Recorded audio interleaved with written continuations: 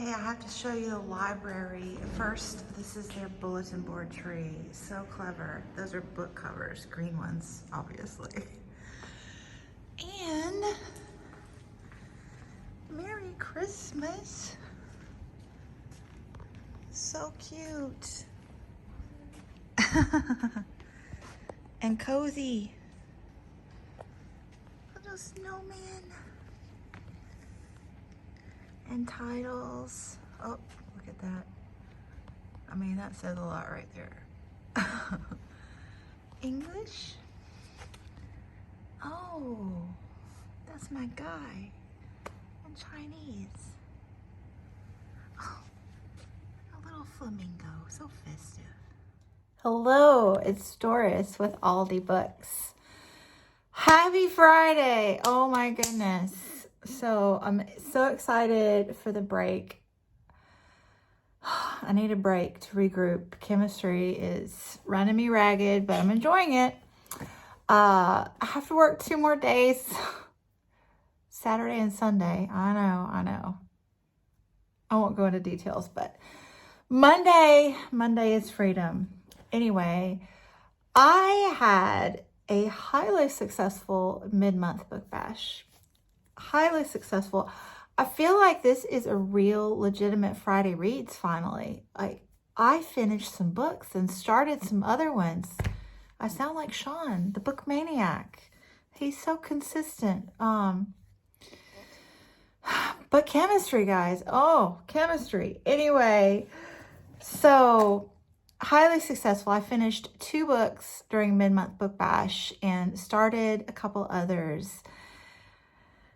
And I thought I was going to finish even more because of all these graphic novels that I want to get started. But yeah, chemistry was just intense. Like, I worked till 6 o'clock at school 3 days this week, and then had to work more when I got home. So no reading was done after mid-month book bash ended on Monday, but I'm about to recover. So I finished The Disappearing Spoon and Other Tales of Madness, Love, and the History of the World from the Periodic Table of the Elements by Sam Keen. This was fabulous. If you're into science or even history, really, this was just really engrossing, a page turner, honestly. My favorite parts were the beginning where they were talking about how scientists, like especially Marie Curie, but how they discovered all of these elements and how Mendeleev and Dalton before him, like all these people figured out how to organize them and then search for the elements out in the wild, and then more parts later on where they search for new elements in the lab, and then how elements were created out in the stars, like we are stardust. Oh, so fascinating. And then the later chapters were about how elements react in our bodies, and then how elements drive politics and the economy, all sorts of things. So very, very fascinating book, full of so much information. The science in the later chapters got a little heavy duty at times, but very briefly. But overall, like, this was super interesting to me. So I'm very glad that I read this, and it has, been very helpful for my current occupation. So that's one, and this was the last of the lingering reads. So, like, a clear plate. It feels so good. And then the other one I read, Heather from Soggy Expat Book Nerd said that she was going to put out a list of her top graphic novels. And I'm like, oh, graphic novels, because I need to read, like, I think it was 17 books this month, and I think I'm down to 14 now. I'll update you in the next video maybe.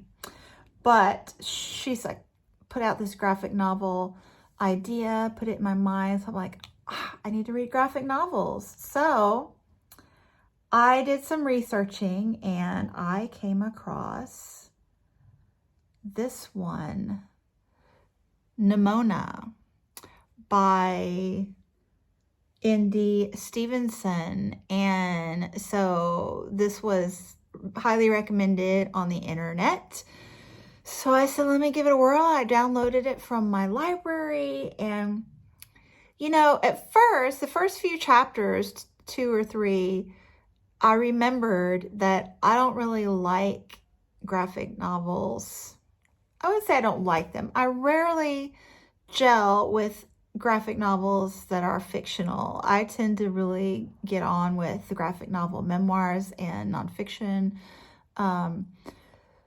So initially I was like, oh, I'm not really gonna like this one. I'm gonna finish it. And let me tell you, after about the 3rd chapter, I was hooked. This was so brilliant. Like, so it's a hero and anti-hero concept, and Nimona comes on the stage as the sidekick. She's like, I'm going to be the sidekick.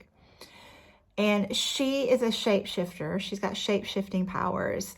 But these characters were all so nuanced, so well done. And it's set in kind of medieval. The characters all have this medieval vibe to them, and yet they also have modern technology at times, and it's just woven in like it is what it is. So it's just really eclectic and interesting, and the storyline just kept going, and I was hooked. Thoroughly enjoyed this. Didn't take me all that long to read. You know, I think it took a couple of days just because I couldn't keep reading, but you could totally finish it in one sitting.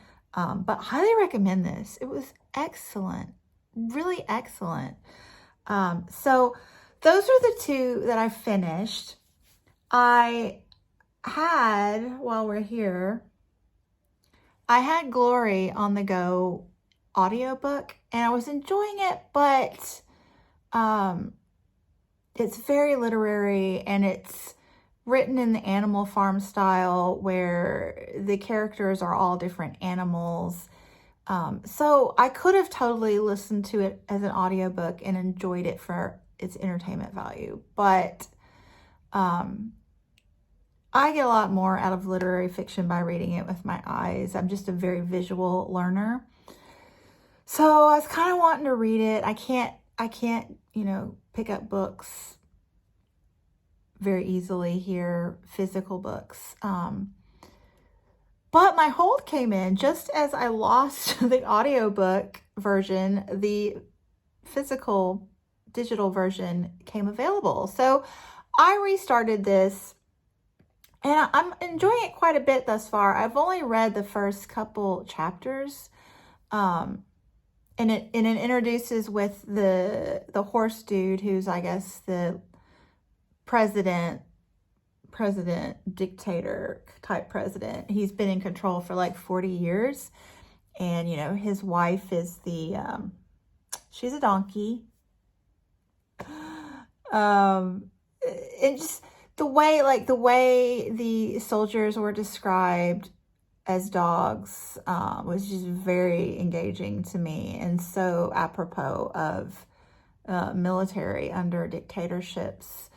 And there's just really some funny zingers with just now and then, really funny zingers, and just juxtaposition of things that don't make sense but are funny and speak a lot, like this group of female activists barge the stage during this set of speeches, like rah-rah speeches for the leaders for their, you know, anniversary or whatever. So this group of female activists storm the stage, and they're all naked, and they're talking about you know, the prim and proper leaders, and they're talking about how gross it was that they were naked and, you know, your body's your temple and all this. And they were animals. I guess the animals are wearing clothes in the book, but it was just really very well done. Very well done. So I can't really say yet how I'm going to get on with the book because I've not read a great deal yet, but I really kind of enjoyed it. That first section, and it's reading really quickly, but again, the chemistry, I just had no time. The other one that I started during mid-month book bash, it's a tongue twister at times, was Gathering Moss by Robin Wall Kimmerer, A Natural and Cultural History of Mosses. So this is a short book, but I am reading it slowly. It's so good.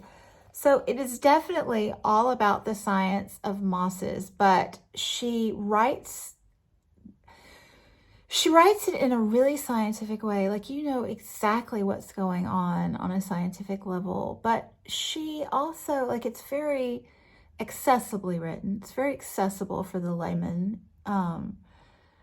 And it's also very engaging. Like, she weaves in all these other bits from her life, like travel and raising her children and her cultural heritage as a Native American woman. And just growing up in the countryside. She just weaves all of these bits into the science of the moss and just delivers the science slowly, bite by bite, with her insights into life and connections she's made with moss. And it's just really, really good and interesting and informative and thought-provoking. Yeah, this is great. So good, so good. I mean, and who doubted it with Robin Wall Kimmerer?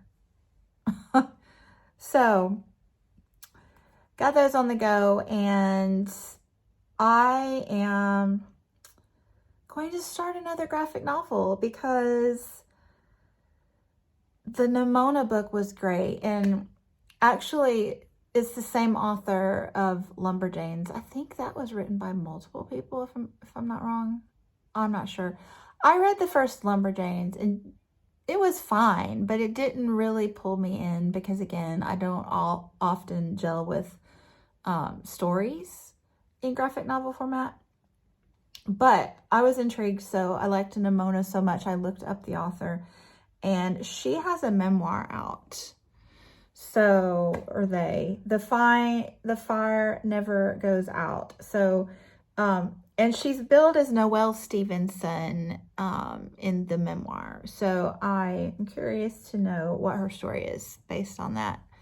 But I haven't started it yet, so I can't say. But I'm curious to get into that one. And then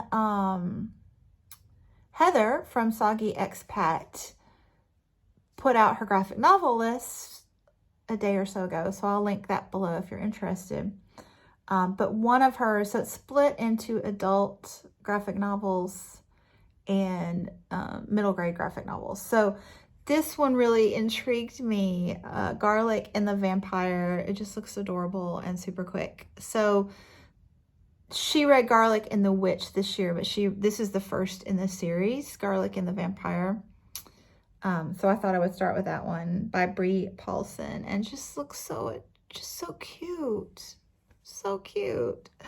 So that's what I have on the go, and hopefully next Friday Reads will also be a productive one because 2 more days, guys. 2 more days, and then I have 2 weeks of freedom, and I need to read, I think, 14 more books this month to break 100. So thanks so much for watching, and I'll be back soon because I'm gonna have free time. Bye.